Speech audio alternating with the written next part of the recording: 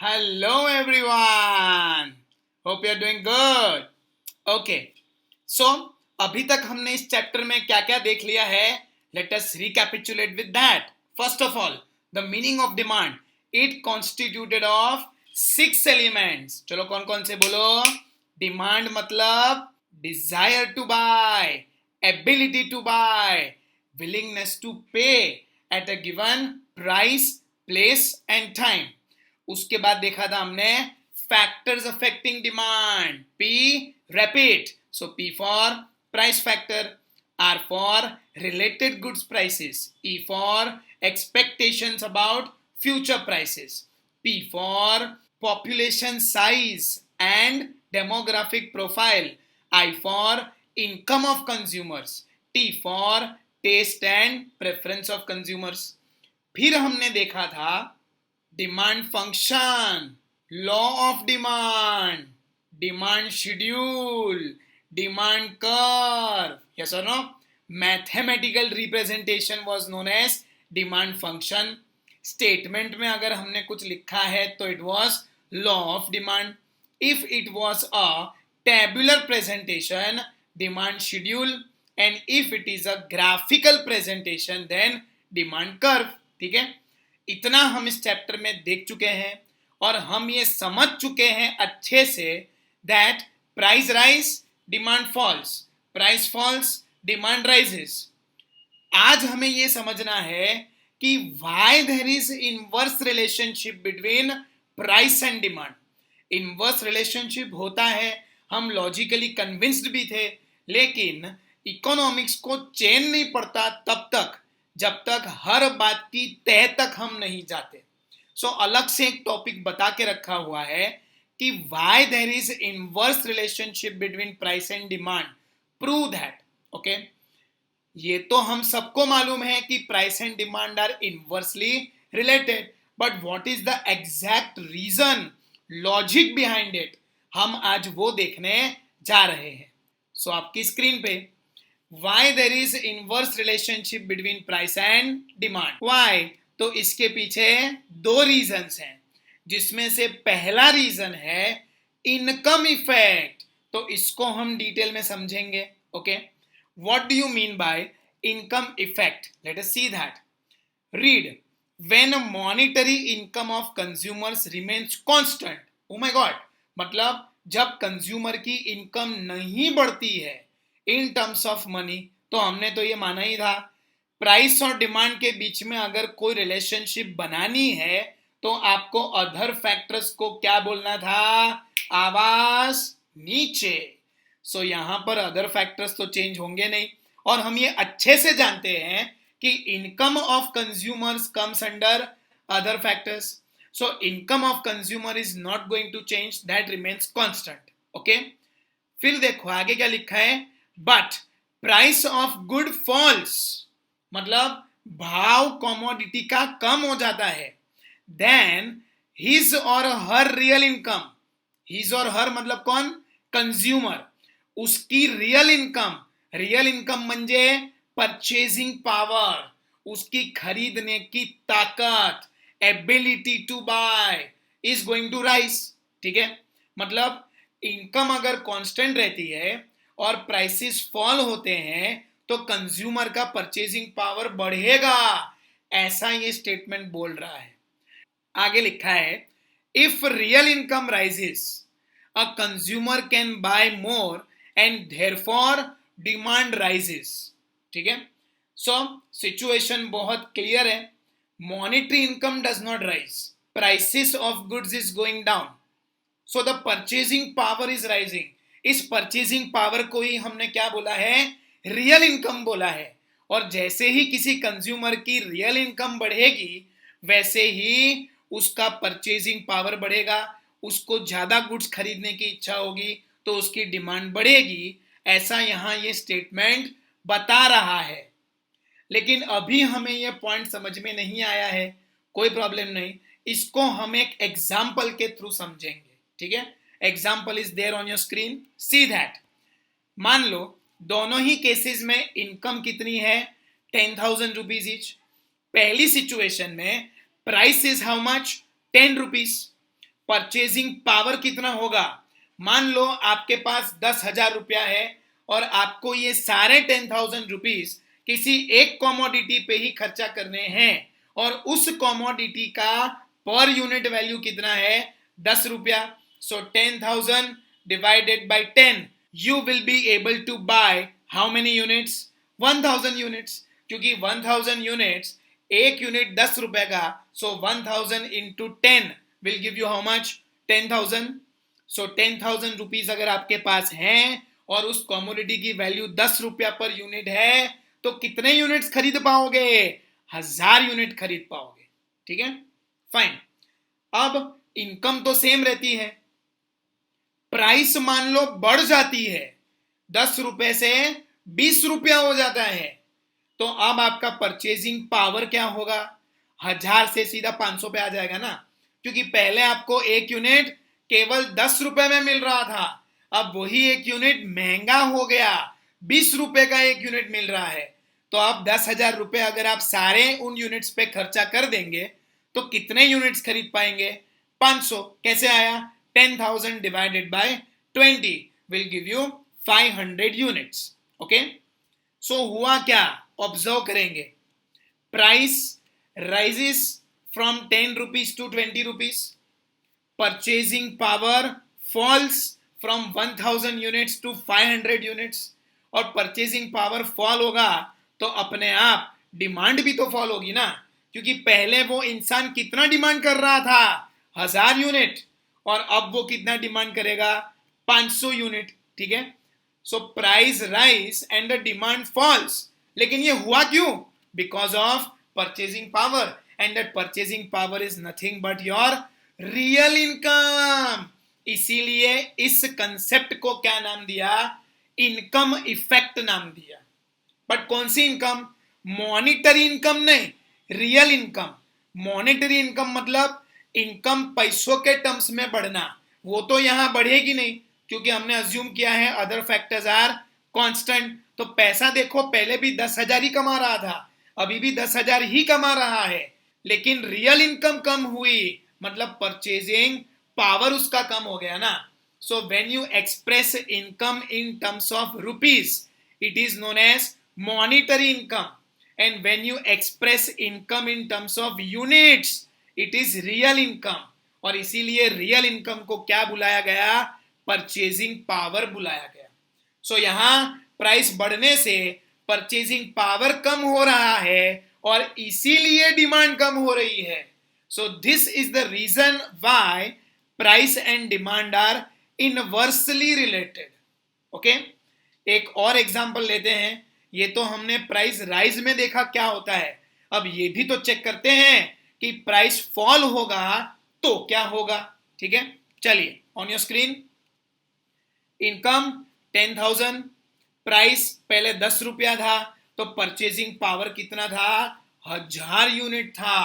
10,000 divided by 10,000 units will be the purchasing power. अब monetary income तो same ही रहेगी, 10,000 रुपीज पहले भी कमा रहे थे, second situation also we are earning 10,000 rupees only. Price will fall from 10 rupees to 5 rupees, तो अब क्या होगा, परचेजिंग पावर का 10,000 divided by 5 will give you how much, 2,000 units, बरोबर। सो परचेजिंग पावर पहले 1,000 था, जो बढ़ के कितना हो गया, 2,000 हो गया। ठीक है, late us see that price falls from 10 rupees to 5 rupees. Purchasing power rises from 1,000 units to 2,000 units. And because purchasing power has risen, the demand will also rise. क्योंकि जितना purchasing power होगा उतना ही हम डिमांड कर पाएंगे ना। So again there is inverse relationship between price and demand. लेकिन ये inverse relationship हुई क्यों? Because of purchasing power, and purchasing power म्हणजे रियल इनकम, और इसीलिए इस कंसेप्ट को क्या नाम दिया, इनकम इफेक्ट नाम दिया। ओके, और ये बहुत ही सिंपल है, कॉमन सेंस है कि आपका कमोडिटी का प्राइस अगर बढ़ेगा तो हम उतनी कमोडिटीज नहीं खरीद पाएंगे जितनी पहले खरीद पा रहे थे। And again common sense, if the price of the same product is going down, then we will be able to buy more of these commodities. ठीक है, उस लॉजिक पे ये कंसेप्ट है. क्लियर? ये अगर समझ में नहीं आया तुरंत व्हाट्सएप करो, नंबर स्क्रीन पे ही है. ओके, चलिए आगे बढ़ते हैं. Substitution effect. Okay, now what do you mean bye substitution? Substitute goods अगर आप सोच रहे हैं तो एकदम सही सोच रहे हैं. Fanta, Mirinda, T, coffee. Okay, जो प्रोडक्ट्स सिमिलर कैरेक्टरिस्टिक्स रखते हो उन प्रोडक्ट्स को हम क्या बुलाते थे? सब्स्टिट्यूट गुड्स बुलाते थे. लॉजिक मेंटालिटी क्या थी? तू नहीं तो कोई और सही, कोई और नहीं तो कोई और ही सही. आपके पास मार्केट में बहुत सारे ऑप्शंस अवेलेबल रहते हैं when you are willing to buy a specific commodity. So उन ऑप्शंस को हम क्या बोलेंगे? सब्स्टिट्यूट प्रोडक्ट बोलेंगे. और इसकी भी असर आती है in determining negative relationship between price and demand. How? That is what we have to see now. Okay, चलिए. When price of a concern good falls, when price of a concerned good falls, it becomes relatively cheaper than its substitutes. सीधी सी बात है. 3 products market में available हैं एक ही quality के. किसी एक का भाव अगर कम हो जाएगा तो वो बाकी 2 से चीपर हो जाएगा ना, तो हमें मालूम है. ठीक है, चलो फिर. A consumer will reduce consumption of substitute goods, क्योंकि सब्स्टिट्यूट गुड्स तो अभी भी महंगे हैं. अपने कंसर्न गुड की जो प्राइस है वो क्या हुई? फॉल हुई. तो अपना गुड्स सस्ता हो गया और सब्स्टिट्यूट गुड्स अभी भी महंगा है. सो जो कंज्यूमर सब्स्टिट्यूट गुड्स कंज्यूम कर रहे थे अब वो शिफ्ट होंगे to demand for concern good. So अपने कंसर्न गुड की डिमांड बढ़ेगी, ये हमें मालूम है. फैंटा मिरिंडा वाले एग्जाम्पल में हम ये समझ चुके थे कि price of Fanta rises then demand of Mirinda will rise, क्योंकि लोग अब फैंटा को छोड़ेंगे क्योंकि फैंटा अब महंगा हो चुका है. On the other hand if price of Fanta falls तो क्या था? Demand of Mirinda will also fall, क्योंकि फैंटा अब सस्ता हो गया. तो जो लोग मिरिंडा कंज्यूम कर रहे थे वो भी मिरिंडा छोड़ छोड़ के क्या कंज्यूम करने आएंगे? फैंटा. ठीक है, लेकिन आज हम एक अलग एग्जांपल देखेंगे इस पॉइंट को प्रूव करने के लिए. So let us see that in detail. So आपके सामने एक टेबल आ गया है. गौर से पहले इस टेबल के कॉलम्स को पढ़ें. प्राइस ऑफ सैमसंग टीवी, फिर सैमसंग टीवी बिकम्स. ओके, क्या हो जाएगा वो लिखना है. डिमांड ऑफ सैमसंग टीवी पे क्या असर पड़ेगा, उसके पीछे क्या कारण है, और डिमांड ऑफ एलजी टीवी क्या होगी, हमें ये देखना है. ओके, तो सबसे पहला सिचुएशन 1 लेते हैं हम, जहां पर price of Samsung TV rises. Samsung TV का भाव बढ़ गया, स्मार्ट टीवी. ओके, अब ये सैमसंग टीवी क्या हो गया?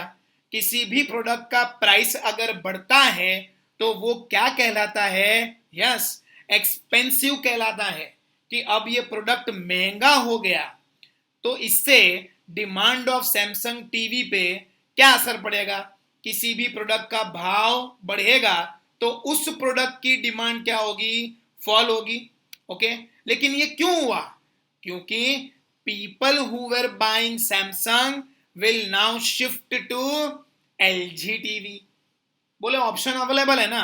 सैमसंग अगर ज्यादा भाव खाता है तो हम वो भाव चुकाने के लिए तैयार नहीं है, क्योंकि सैमसंग जैसा ही स्मार्ट टीवी कौन बेच रहा है? LG बेच रहा है. So people will shift from Samsung to LG. Clear? और इसीलिए demand of LG TV rises. तो अब सिचुएशन 2 लेते हैं, उसमें देखते हैं कि क्या हो रहा है. Price of Samsung TV falls. Suppose market में सैमसंग कंपनी अपने टीवी के प्राइसेस गिरा देती है, एकदम सस्ते में बेचना शुरू कर देती है. तो सैमसंग टीवी लोग क्या बोलेंगे कि कैसे हैं? चीप हैं, क्वालिटी में नहीं, प्राइस में. ओके, कि सस्ते में अवेलेबल है. ओके, सो उसका डिमांड क्या होगा? बढ़ेगा, क्योंकि हमको तो सिखला के ही रखा है सस्ता, सुंदर, टिकाऊ। ओके, लेकिन ऐसा क्यों हुआ? प्राइस फॉल होने से डिमांड क्यों बढ़ी? क्योंकि जो लोग अभी तक एलजी एलजी कर रहे थे, अब वो भी सैमसंग का भाव नीचे गिरते हुए देखकर सैमसंग सैमसंग करने लगेंगे। So they will start demanding Samsung TV instead of LG. So they will leave LG and come to Samsung. Clear? और इसीलिए demand of LG TV is going to fall. अब हुआ क्या, बात को समझो। Price of Samsung TV rises, demand falls. लेकिन ये क्यों हुआ? क्योंकि people had the option to shift. और शिफ्ट होना कब पॉसिबल है? जब आपके पास उसका सब्स्टिट्यूट गुड्स अवेलेबल हो तब। अगर मान लो मार्केट में खाली एक ही टीवी बिक रहा होता सैमसंग, तो वो कितनी भी प्राइस चार्ज करे, आपको झक मार के सैमसंग ही खरीदना पड़ता। लेकिन ऐसा है तो नहीं ना, आपके पास ऑप्शन था, इसीलिए आपने सैमसंग को बोला ना कि प्राइस बढ़ी तो मैं एलजी पे चला जाऊंगा, फिर तेरे प्रोडक्ट की डिमांड कम हो जाएगी। तो डिमांड कम इसीलिए हुई क्योंकि मार्केट में LG was present, which is a substitute of Samsung. ये उसका असर है। इसीलिए इस इफेक्ट को, इस असर को क्या बोला? सब्स्टिट्यूशन इफेक्ट बोला। ओके, नाउ लेट अस सी अंडर सिचुएशन 2 क्या होगा। Price falls of Samsung, demand of Samsung TV rises. लेकिन ये राइज क्यों हुई? क्योंकि मार्केट में एलजी था और एलजी के कस्टमर्स भी थे जो अब सैमसंग कंज्यूम करने आएंगे, और इसीलिए सैमसंग टीवी की डिमांड है वो बढ़ेगी। Okay, so this logic is nothing but substitution effect. Okay, ये क्यों आया? Because there are substitute goods available in the market, जिस कारण से एक कमोडिटी से दूसरी कमोडिटी, दूसरी कमोडिटी से तीसरी कमोडिटी, तीसरी से वापस पहली कमोडिटी पे लोग शिफ्ट होंगे looking at their prices. Okay, understood? So these are the two main reasons of inverse relationship between price and demand. Okay, चलिए आगे देखते हैं exceptions to law of demand. Okay, now what do you mean by exceptions? Exception मतलब जो general rule follow नहीं करते उसको क्या बुलाया गया? एक्सेप्शन बुलाया गया। जो जनरल लॉ के खिलाफ जाए उसे क्या बुलाया गया? एक्सेप्शन बुलाया गया। ओके, कहते हैं ना, लहरों के साथ तो कोई भी तैर लेगा, सही इंसान वो होता है जो लहरों को चीर के आगे बढ़े। मतलब जो पानी का फोर्स है उसके खिलाफ जाए। बहती गंगा में हाथ धोने वाले लोग नहीं, उसके खिलाफ जाने वाले लोग are considered as exceptions. Okay, अब बात को समझो।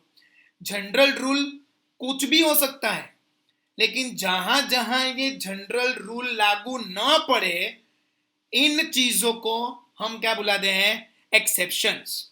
और आज हम क्या पढ़ने वाले हैं? Exceptions to law of demand. मतलब लॉ ऑफ डिमांड जहां जहां लागू नहीं पड़ता है उसे हम क्या बोलेंगे? एक्सेप्शंस बोलेंगे। तो आइए देखते हैं ऐसे कौन से प्रोडक्ट्स हैं जिन पे लॉ ऑफ डिमांड लागू नहीं पड़ता। लेकिन उससे पहले लॉ ऑफ डिमांड क्या है एक बार याद कर लें। What was law of demand? Ceteris paribus, मतलब keeping other factors constant. For every rise in price, there is a fall in demand, and for every fall in price, there is a rise in demand.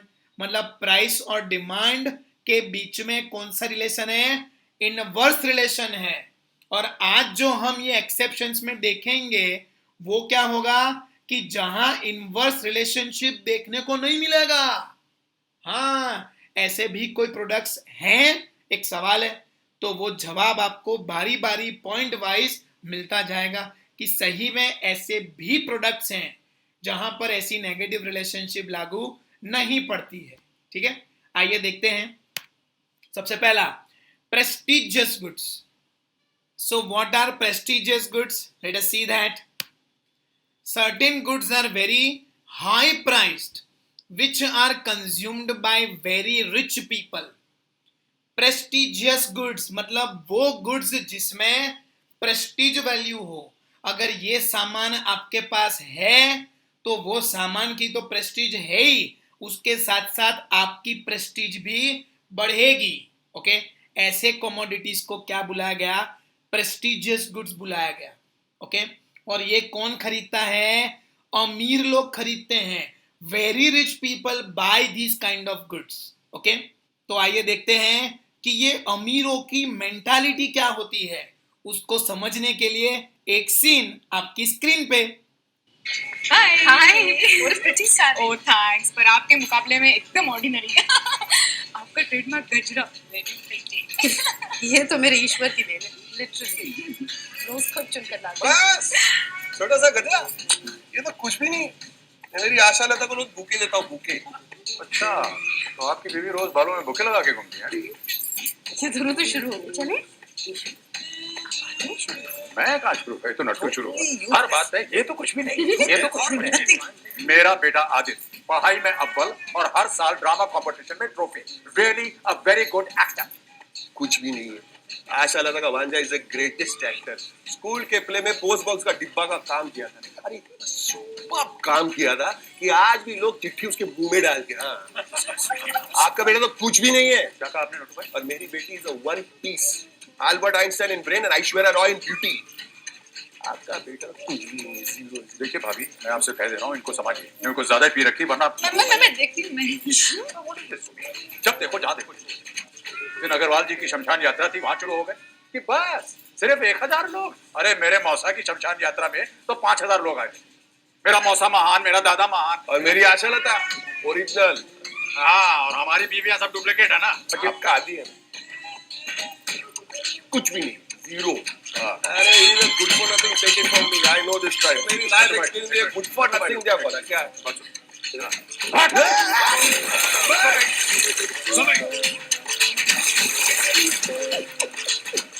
बिल्कुल बना दिया. मैं कुछ भी नहीं. मेरे बहनों ने मुझे समुद्र में डाला था. समझ में आई इनकी साइकोलॉजी कैसी है? ये तो कुछ भी नहीं है. मतलब देखा देखी में ये इतना मानते हैं कि they always want to show off that they are superior as compare to anybody present over there. So ऐसे लोग who are ultra rich people, would they be interested in buying sasta sundar tikau? The answer is no. They all want to buy expensive products. ये ऐसा मान के चलते हैं कि जितना ज्यादा खर्चा मैं करूंगा उतना ज्यादा सुपीरियर क्वालिटी मेरे पास आएगा. It's their psychology, it's their mentality. और इनकी ये मेंटालिटी ऐसी क्यों है? क्योंकि उन्हें परवड़ता है ना. उनका purchasing power is so high कि इन्हें रत्ती भर फर्क नहीं पड़ता कि हम ज्यादा पैसा दे रहे हैं कि कम पैसा दे रहे हैं for a product. So what they feel, they think is जितना महंगा मैंने सामान खरीदा उतना बेस्ट क्वालिटी का सामान होगा. हर बार ऐसा हो जरूरी नहीं है. ठीक है, मेरा एक दोस्त है जिसने अपने घर में 70 लाख रुपीस का इंटीरियर डेकोरेशन का खर्चा किया और वो ये मानता है कि मैंने अपने घर में बेस्ट क्वालिटी सामान लगाया है जो किसी और ने नहीं लगाया. अब उसका जो घर है वो मेरी ही स्कीम में है. मैंने अपने घर में उससे काफी कम खर्चा किया. कितना अमाउंट मैं आपको नहीं बताऊंगा, ठीक है, पर काफी कम खर्चा किया. और मेरा घर कंपेयर करो उसके घर के साथ, आपको लगेगा कि खामोखा ये पैसे लुटा के आ गया है मेरा दोस्त. ठीक है, मैं नहीं. सो अक्लमंदी किस में है? वो सामान खरीदने में जो क्वालिटी भी अच्छी हो और प्राइस भी कम हो. लेकिन वो तो हम जैसे अपर मिडिल क्लास ओके, उन लोगों के लिए है. Very rich people they will never think this way. उन्हें तो क्या लगेगा, ज्यादा पैसा खर्चा करने से मेरी इमेज बढ़ेगी, मेरी प्रेस्टीज बढ़ेगी, तो साइकोलॉजी क्या काम करेगी? प्राइस राइज तो डिमांड विल राइज, समझे?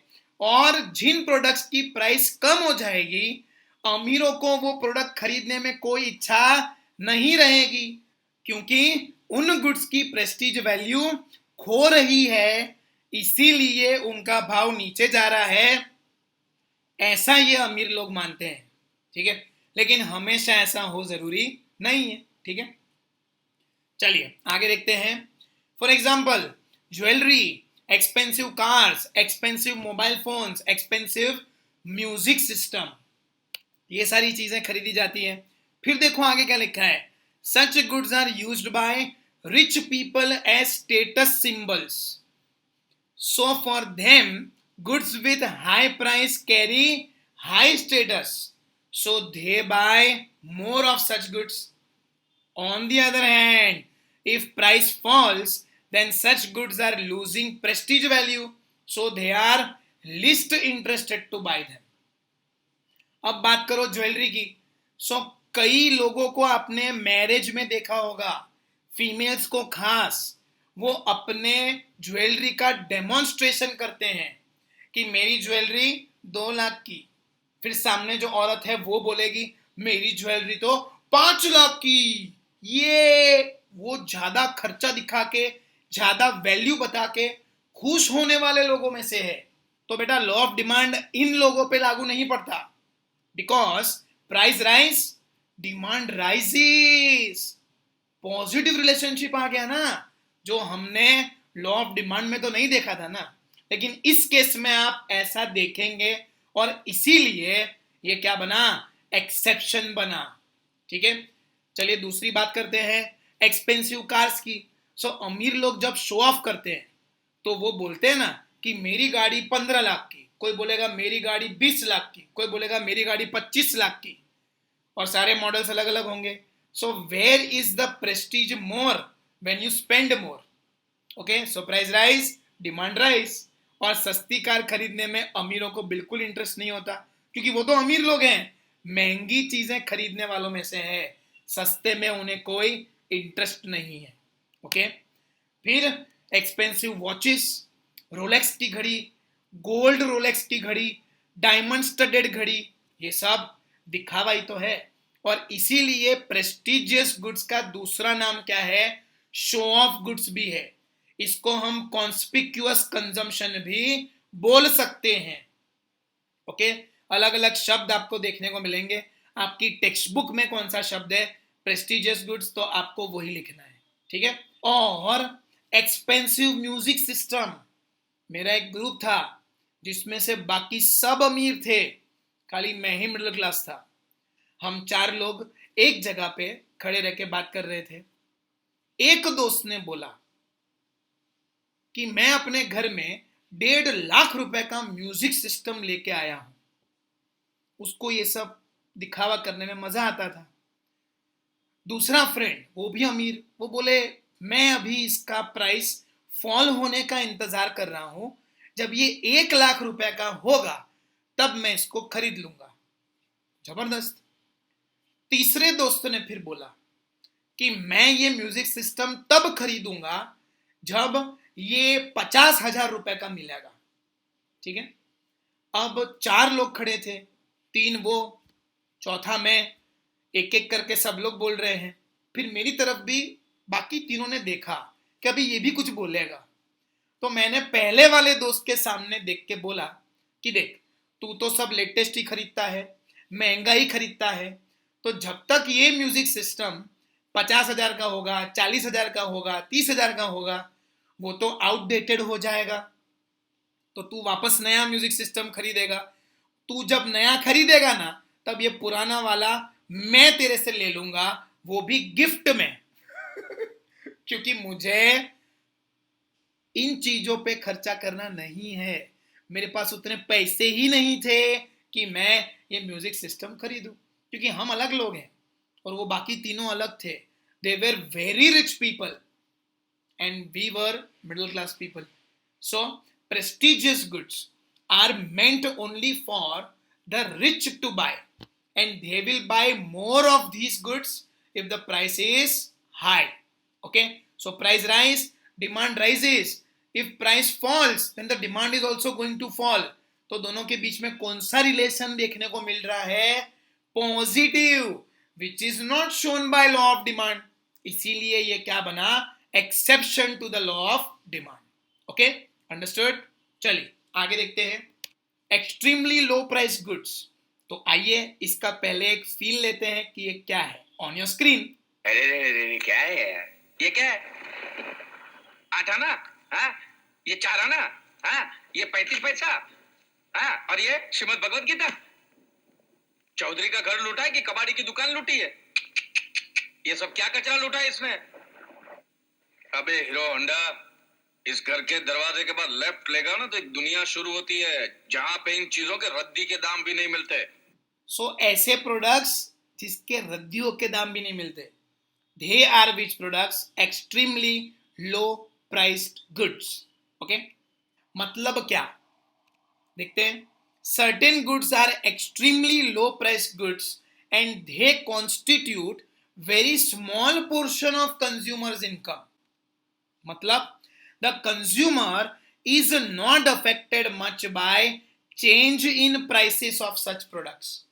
तो ऐसे कौन से प्रोडक्ट्स हैं जो हमारी इनकम का बहुत ही कम परसेंटेज कॉन्स्टिट्यूट करते हो? Late us see that. सबसे पहला, शुगर.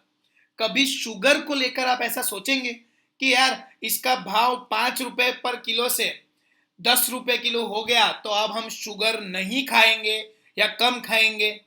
अबे 5 का 10 हो, 10 का 15 भी हो जाए, कोई फर्क नहीं पड़ता, क्योंकि ये बहुत ही कम खर्चा पूरे महीने का हम शुगर पे करते हैं. It's a very small proportion of income that we spent on sugar. फिर salt, वो भी तो है. सॉल्ट महंगा होने से आप ऐसा सोचते हैं कि नहीं आप सॉल्ट कम खाने का या नहीं खाने का? अबे सॉल्ट तो जितना चाहिए उतना चाहिए. ये अगर मात्रा में ज्यादा भी इस्तेमाल कर लिया तब भी मजा किड़किड़ा करता है, और प्रपोर्शन से कम यूज हुआ तब भी मजा किड़किड़ा होता है. सॉल्ट ही एक चीज है जिसकी प्रेजेंस हमें कभी फील नहीं होती, लेकिन इसकी एब्सेंस बहुत ज्यादा फील होती है. It is an essential product, so you have to incur expense on this. On the other hand, it is also an extremely low price goods. तो हमें मेजर फर्क पड़ने वाला नहीं है इसके दाम में बढ़ोतरी या कमी होने से. द राइज और fall in price of such products will not affect you much because a very small portion of income is spent on these products. Clear? आगे देखते हैं. मुखवास है ना, खाना खाने के बाद आपके मुख से वास ना आए इसीलिए आप क्या कंज्यूम करते हैं? मुखवास. फिर मैच बॉक्स, लाइटर, इन सब प्रोडक्ट्स के भाव बढ़ने से क्या आप ये प्रोडक्ट्स नहीं खरीदेंगे? अबे माचिस की तीलियां कितने की मिलती हैं? एक पूरा मेन बॉक्स आता है, उसके अंदर छोटे छोटे मैच बॉक्सेस होते हैं. एक मैच बॉक्स निकालो तो उसके अंदर से 50 माचिस निकलती हैं. यस और नो? और ये जो मैच स्टिक्स है उसकी वैल्यू क्या है? सच नेग्लिजिबल वैल्यू. तो मान लो कि ये पूरा बॉक्स आपको 50 रुपए का मिलता है, अगर इसका भाव 50 से बढ़ के 55 भी हो जाएगा तब भी क्या आप मैच बॉक्स कंज्यूम कम करोगे? वो तो उतने ही चाहिए जितने पहले चाहिए थे. अच्छा, इसको उल्टा भी सोच के देखो. पहले 50 का मिल रहा था, अब मान लो 45 का मिलेगा. तो पहले 2 मैच बॉक्स खरीदते थे, अब हम 4 मैच बॉक्स खरीदेंगे. ऐसा होगा क्या? हम फिर वो मैच बॉक्स में से मैच स्टिक निकाल के ऐसा एक दूसरे पे डालेंगे, बड़ा मजा आएगा. होता है ऐसा?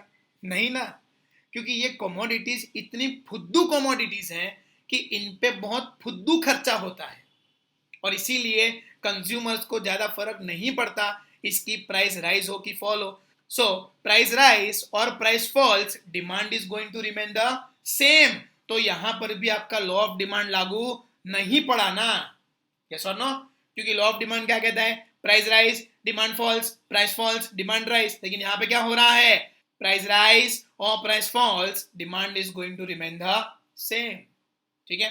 फिर एक और एग्जांपल लेते हैं. स्टेपलर की पिन्स और हेयर पिन्स फीमेल्स के लिए. ओके, इनके भाव कम होने से क्या ज्यादा खरीदोगे? स्टेपलर भी रिक्वायर्ड उतने ही हैं जितने थे। आप ज्यादा से ज्यादा कंजम्पशन बढ़ा भी लो तो भी उतना फर्क नहीं पड़ेगा, और ये फर्क इसीलिए नहीं पड़ेगा कि भाई price of staple has gone down. Now suppose price of stapler pin goes down, तो ऐसा होगा कि आप ज्यादा स्टेपलर पिन यूज करोगे। पहले हम एक पेज में ऐसे 2 स्टेपलर मारते थे, अब भाव कम हो गया तो 1 2 3 4 मारेंगे, ऐसा होता है क्या? नहीं। और ऐसा अगर किसी का बिहेवियर है भी कि वो एक पेज को दूसरे पेज से कनेक्ट करने के लिए 4 स्टेपल पिन यूज करते हैं अलग अलग जगह पे, तो वो उसका नेचर है। It is not because of the price change. Okay, so price rise और price falls, demand of these things are going to remain the same. फिर हेयर पिन भी बता के रखा हुआ है, तो लड़कियों क्या आप ऐसा सोचते हैं कि price of hair pin has gone down so I will now use more hair pins? नहीं ना, हेयर पिन्स आप उतनी ही यूज करेंगे जितनी पहले यूज कर रहे थे, समझे? वरना ऐसा अगर आपने सोचना शुरू कर दिया तो फिर पिन ही पिन दिखेगी, बाल तो दिखेंगे नहीं। अंडरस्टूड? जो हम नहीं चाहते। So demand of these products is not going to be affected by change in prices because these are very small and petty products. Okay, समझ में आ रहा है? तो चलिए आगे बढ़ते हैं। Giffen goods, very important point, okay, from economics point of view also as well as examination point of view also. Okay, what are given goods? Let us see that. When price of certain goods called inferior goods, ये goods कौन से होते हैं? Inferior quality के होते हैं। इन्हें हम खरीदते तो हैं लेकिन मजबूरी में आके खरीदते हैं, क्योंकि हमारा उतना परचेजिंग पावर नहीं है, इसीलिए हम उन्हें खरीद रहे हैं। ओके, तो देखो लिखा है when price of certain goods called inferior goods fall and the real income of consumer rises, she or he, consumer कोई भी हो सकता है, मेल या female, may reduce the consumption of such goods and substitute these by goods of a superior quality. Okay, अभी ये आपको बिल्कुल समझ में नहीं आएगा, but have patience. Okay, these goods are named after Sir Robert Giffen who made such observations. अब सबसे पहले ये गुड्स कौन से हैं? इंफीरियर क्वालिटी के हैं, मतलब इसमें कुछ ऐसा है जो आपको इसका कंजम्पशन एनकरेज करने के लिए मोटिवेट नहीं करेगा। You are always demotivated to buy, then why do you buy? Because your purchasing power is limited, इसीलिए झक मार के हमें इन गुड्स को खरीदना पड़ रहा है, क्योंकि उसके बगैर हमारा गुजर बसर अभी नहीं चल रहा है। तो ये ऐसे गुड्स हैं which are inferior in quality. Now understand, एक तो इंफीरियर क्वालिटी गुड्स, ऊपर से इसके प्राइस में अगर फॉल आएगा, ओके, तो आप क्या सोचेंगे? एक तो ऑलरेडी इसकी क्वालिटी इंफीरियर थी, अब और भाव कम हो गया, मतलब कहीं क्वालिटी तो कॉम्प्रोमाइज नहीं हो गई, और बाय डिफॉल्ट, बाय चांस आपको एक मौका भी तो मिल रहा है कि अब आपका परचेजिंग पावर बढ़ चुका है by a fall in price of inferior goods, क्योंकि price falls, demand rises why? Because of rise in purchasing power. तो अब क्या आप उन्हीं इंफीरियर क्वालिटी गुड्स को और ज्यादा कंज्यूम करेंगे कि परचेजिंग पावर बढ़ने से अब आप एक्सप्लोर करेंगे कि अब मेरे पास एक मौका है to move from inferior quality to superior quality? ये आप अपने आप से पूछो, जवाब खुद में खुद मिलेगा। सो मैं ये इंफीरियर क्वालिटी कंज्यूम क्यों कर रहा था? क्योंकि मेरी मजबूरी थी, मेरा परचेजिंग पावर लिमिटेड था। अब इन्हीं गुड्स का भाव कम होने से जब मेरा परचेजिंग पावर बढ़ चुका है, तो मैं क्या बेवकूफ हूं कि मैं इंफीरियर क्वालिटी वाला ही सामान ज्यादा खरीदूंगा? अब तो मैं ये सोचूंगा ना कि now my purchasing power has risen, so I have an opportunity to move from inferior to superior. Not 100%, लेकिन थोड़ा बहुत परसेंटेज, थोड़ा बहुत प्रपोर्शन तो हम शिफ्ट कर सकते हैं ना, ठीक है। अभी भी ये पॉइंट आपको पूरा समझ में नहीं आया है, मैं जानता हूं, ठीक है। आगे बढ़ेंगे, भरोसा रखो।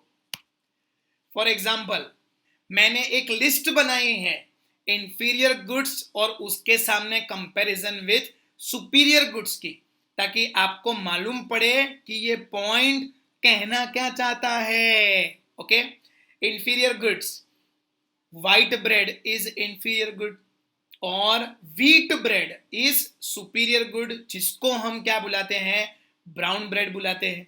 ओके, फिर इंफीरियर गुड्स में आता है कृष्णकमोद राइस और सुपीरियर गुड्स में आता है बासमती राइस। तो बासमती राइस हम तभी बनाते हैं जब घर में गेस्ट आए होते हैं, यस और नो। बाकी रूटीन बेसिस पे अपने नॉर्मल राइस ही खाते हैं। वो नॉर्मल राइस और कुछ नहीं बल्कि क्या है, कृष्णकमोद राइस है। ओके, फिर नीलगिरी वुड इज जंगली लकड़ा, ये इंफीरियर गुड्स हैं, और सुपीरियर गुड्स मतलब साग would is a superior would, ठीक है। फिर इंफीरियर गुड्स में आता है लोकल डेयरी से हम दही लाते हैं वो, और सुपीरियर गुड्स क्या है, अमूल का मस्ती दही आता है वो, ठीक है। समझ में आ गया। सो इंफीरियर गुड्स, अब सोचो हम कब खरीद रहे हैं, इनकी प्राइस कम है तो वो तब खरीदेंगे जब हमारी कोई मजबूरी होगी। जैसे ही हमने एक मौका पाया to shift from inferior to superior, हम तुरंत स्विच ओवर कर लेंगे, ठीक है।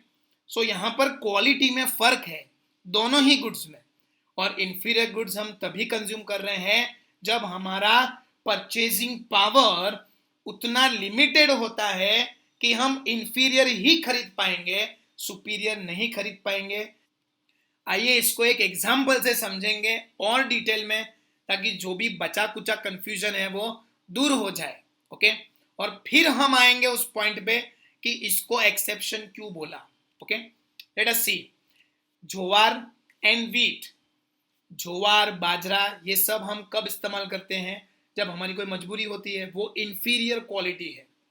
और व्हीट हम कब यूज करेंगे, जब हमारी कोई मजबूरी नहीं होती, ये सुपीरियर क्वालिटी है। अब यहां पर जो सिचुएशन सर रॉबर्ट गिफन ने ऑब्जर्व करा था वो ये था कि कंज्यूमर दोनों ही प्रकार के गुड्स कंज्यूम करेगा, inferior as well as superior. So both the products are consumed simultaneously. The only difference is inferior is more in quantity and superior is less in quantity because purchasing power is restricted, purchasing power is limited. Okay, अब situation लेते हैं। आपका budget है total 3000 rupees का, ठीक है, assume that.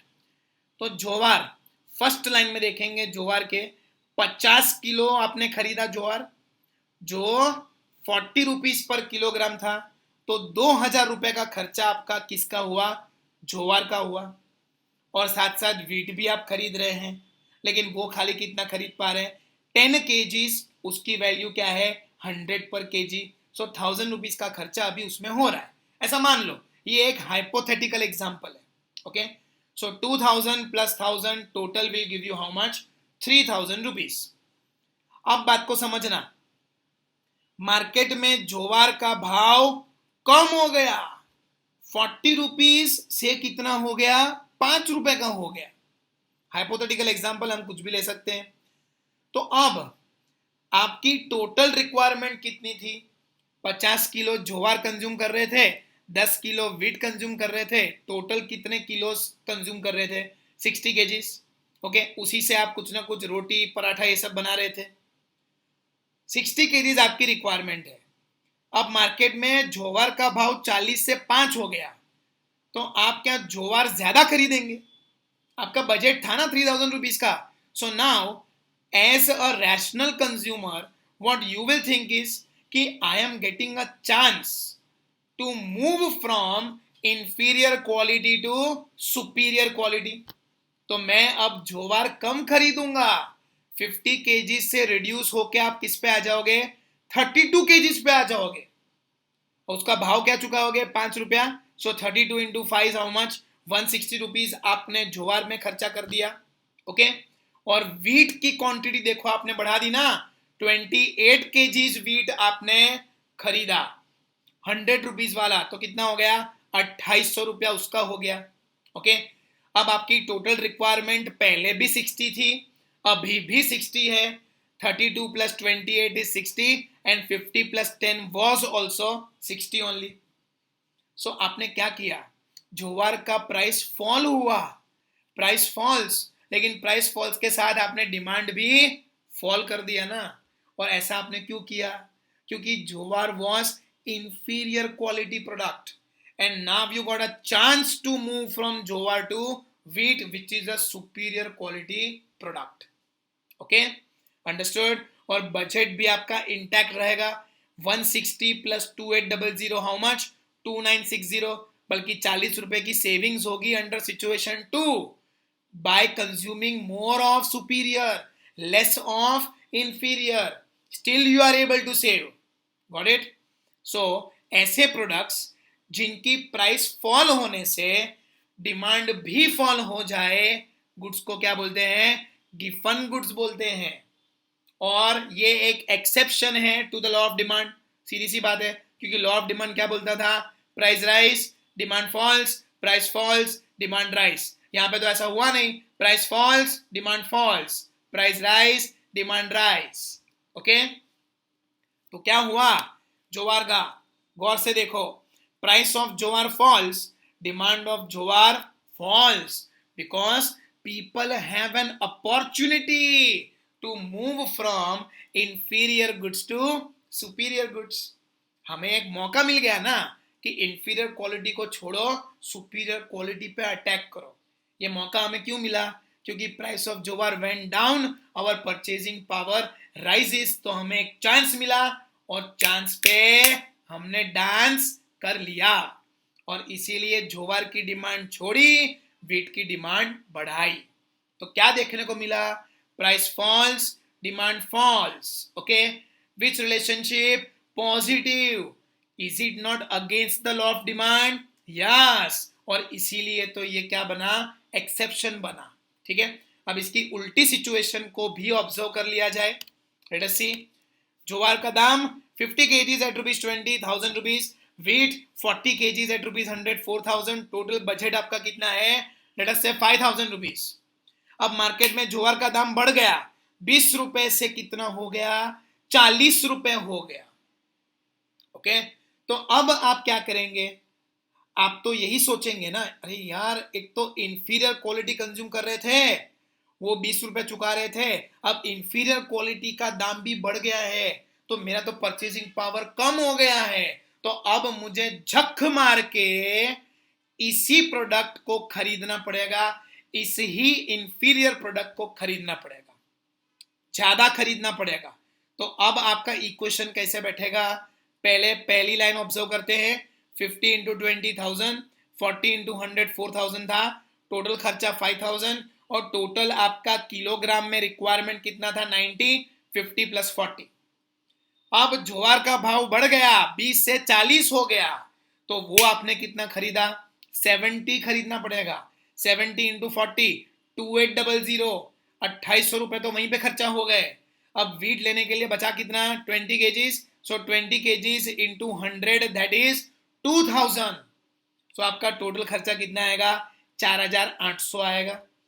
पहले requirement 90 kilo की थी, अभी भी 90 किलो की ही है, लेकिन इस बार ज्वार ज्यादा खरीदना पड़ा क्योंकि ज्वार का भाव बढ़ चुका और आप वीट ज्यादा खरीद नहीं पाओगे क्योंकि अब ज्वार ने ही आपका परचेजिंग पावर कंज्यूम कर लिया है, कम कर लिया है, थोड़ा बहुत छीन लिया है। Okay, so what happens, price of jowar rises, demand of jowar rises because people have less purchasing power for wheat. और ये क्यों हुआ, due to rise in price of ज्वार।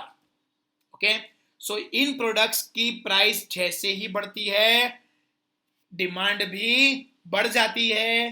क्यों, क्योंकि ये इंफीरियर क्वालिटी गुड्स थे जो लोग मजबूरी में खरीद रहे थे और अगर इन गुड्स की प्राइस बढ़ गई तो maximum purchasing power in goods ने ही चूस लिया, इसीलिए हमें सुपीरियर क्वालिटी में जाने का मौका ही नहीं मिला. That is the reason why we buy more of inferior goods when the price of these goods rises. Okay, understood? थोड़ा कॉम्प्लिकेटेड है मैं जानता हूं, और ये टॉपिक में ही मैक्सिमम डाउट्स भी आपको आएंगे, ये भी मुझे मालूम है. तो डोंट वेट. अभी अगर आपको ये टॉपिक समझ में नहीं आया है, तुरंत मोबाइल उठाओ और व्हाट्सएप करो मेरे मोबाइल नंबर पे. आपका डाउट 24 आवर्स के अंदर मैं सॉल्व कर दूंगा. ठीक है, चलिए आगे बढ़ते हैं. Fourth and the last point, special preferences of people.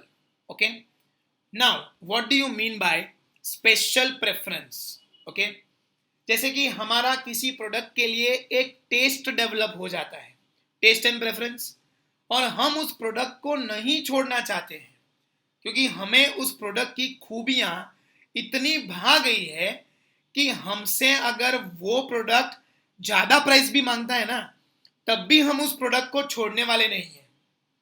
That is nothing but special preferences of people. उसको फील करने के लिए आपकी स्क्रीन पे एक सीन. क्या आपके मसूड़ों में तकलीफ है? हाँ. क्या आपके टूथपेस्ट में नमक है? टूथपेस्ट में नमक? हाँ, कोलगेट एक्टिव सॉल्ट में नमक है. स्वस्थ मसूड़ों के लिए Colgate active salt toothpaste. Next, Colgate active salt कीटाणुओं से लड़े, मसूड़े स्वस्थ बनाए. कोलगेट, डेंटिस्ट का सुझाया नंबर 1 ब्रांड. क्या? अरे भाई, रिवाज है, दस्तूर है कि त्योहार पे किचन के लिए कुछ नया लिया जाए. तो फिर ऐसी वैसी चीज क्यों, सिर्फ बेस्ट ही लिया जाए जो मॉडर्न हो, इनोवेटिव हो, और जिसपे तुम्हें भी खाना पकाने में मजा आए. क्यों? जो बीवी से करे प्यार. वो प्रेस्टीज से कैसे करे इनकार? मुझसे हो तो नथुलाल जी जैसी हो, वरना ना. 20 साल की जेल विदाउट बेल. बच्चों, तेरा तो निकाल के रहूंगा मैं तेल. मैगी.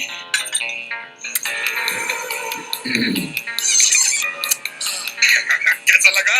जोरदार लगा. It's different. It's different. भोजन. It's different. 20 साल से सहता रहा तो डिफरेंट कहता रहा. What is different? Maggi sauces. It's different. अब 8 अनोखे फ्लेवर्स में. So what did you understand by this video? मूछे हो तो नथु लाल जैसी हो, वरना ना हो. मैगी सॉसेस, 20 साल से वो उसी प्रोडक्ट को कंज्यूम करता गया और डिफरेंट बोलता गया. कोलगेट ने अपने आप में एक ऐसा ब्रांड क्रिएट किया है ये बोल के कि क्या आपके टूथपेस्ट में नमक है. प्रेस्टीज, जो बीवी से करे प्यार, वो प्रेस्टीज से कैसे करे इनकार. और जिनको ये स्टेटमेंट भा गया, जिन्होंने इन प्रोडक्ट का इस्तेमाल किया, उन्हें वो प्रोडक्ट ही इतना भा गया कि अब वो उस प्रोडक्ट को छोड़ने के लिए ही तैयार नहीं है. इन प्रोडक्ट्स को हम क्या बुलाएंगे? Special preference products. इन्हें स्पेशल प्रेफरेंस मिला है लोगों का. ठीक है, आइए देखते हैं. At times people get very accustomed and used to certain goods. As a result of this psychology, even if prices rise of these goods, the demand may not decrease. For example, Parle G biscuits है ना, ये कितने time से चल रहे हैं, और ये चल इसीलिए रहे हैं क्योंकि उसने लोगों का दिल जीता है, उसने लोगों के प्रेफरेंस को हासिल किया है. और चाय के साथ ये फेवरेट बिस्किट हैं मेजॉरिटी लोगों के. ठीक है, so even if Parle G is being sold at 10 rupees instead of 5 rupees or at 20 rupees also, people are going to buy this. Okay, क्योंकि ये उनका स्पेशल प्रेफरेंस है. फिर कई लोग कॉफी के बड़े शौकीन होते हैं, मैं भी हूं थोड़ा बहुत. कैफे कॉफी डे में जब भी मैं जाता हूं तो डेविल्स ओन करके एक कॉफी आती है, मैं उसी को पीता हूं क्योंकि ये मेरा स्पेशल प्रेफरेंस है. और मैं ये नहीं पूछता कि उसका भाव कितना है, कितना भी हो मैं देने के लिए तैयार हूं. सीसीडी में जाऊंगा तो मैं तो यही कॉफी पीऊंगा. ठीक है, so even if price rise the demand is going to remain the same. Okay, फिर डोमिनोज का पिज्जा कई लोग को बहुत पसंद होता है, बोले नहीं मेरे को तो डोमिनोज के पिज्जा चाहिए, भाव कितना भी हो हमें कोई फर्क पड़ता नहीं, सो price rise, still the demand is same. And on the other hand you have a very popular center for non-veg people, okay? जो एगिटेरियन लोग हैं उनके लिए ये बहुत ही पॉपुलर सेंटर बड़ौदा में, ठीक है, राजू ऑमलेट. सो राजू भाई ऑमलेट का 5 रुपया चार्ज करे, 10 चार्ज करे, 20 करे, 40 करे, 50 करे, हम तो उन्हीं का ऑमलेट खाएंगे. ओके, माजी सैनिक ऑमलेट भी है, ठीक है, वो भी बहुत अच्छा बनाते हैं. जैसा जिसका प्रेफरेंस बैठ गया वो उस प्रोडक्ट को कंज्यूम करेगा, और वो प्रोडक्ट चाहे कितने भी प्राइस में बिके हम तो खरीदेंगे. सो लॉ ऑफ डिमांड के खिलाफ गया ना ये. Price rise, still the demand is the same, it will not change. जबकि लॉ ऑफ डिमांड क्या बोलता है, प्राइस राइज डिमांड फॉल्स. तो यहां पे क्या हुआ, price rise demand same, law of demand के खिलाफ गया वो. अंडरस्टूड? सो वो क्या बना, एक्सेप्शन बना to the law of demand. Okay, चलिए आगे देखते हैं. तो ये आंसर तो हो गया, लेकिन अब इसको लर्न कैसे करेंगे? So on your screen shortcut. सबसे पहला, इन प्रोडक्ट्स ने पेग्स मारे थे. क्या मारे थे? पेग्स. ओके, किसके पेग्स होते हैं आपको मालूम है. तो सब क्या हो गया, उल्टा फुल्टा हो गया. लॉ ऑफ डिमांड ने जैसा बोला था ऐसा इन प्रोडक्ट्स ने नहीं किया, उसके खिलाफ गए. इतनी हिम्मत कहां से आई, पेग्स मार के रखे थे, इसीलिए सब उल्टा फुल्टा हुआ. Okay, so exceptions to law of demand के जितने भी प्रोडक्ट्स थे उन्होंने पेग्स मार के रखे थे, और ये पेग्स मारे थे इसीलिए सब उल्टा फुल्टा हो गया. Okay, so P for prestigious goods, E for extremely low priced goods, G for given goods, and S for special preference of people. Okay, तो याद कैसे रखना है, एक्सेप्शंस थे, मतलब लॉ ऑफ डिमांड के खिलाफ गए थे. खिलाफ जाने की हिम्मत कहां से आई, क्योंकि पेग्स मार के रखे थे. P E G S, एक बार फिर से, P for prestigious goods, E for extremely low priced goods, G for given goods, and S for special preference of people. Okay, understood? कोई डाउट हो तो इस नंबर पे व्हाट्सएप कर देना. It will be reverted back within 24 hours. Okay, तो बस फिर आज के लिए इतना ही. Okay, bye.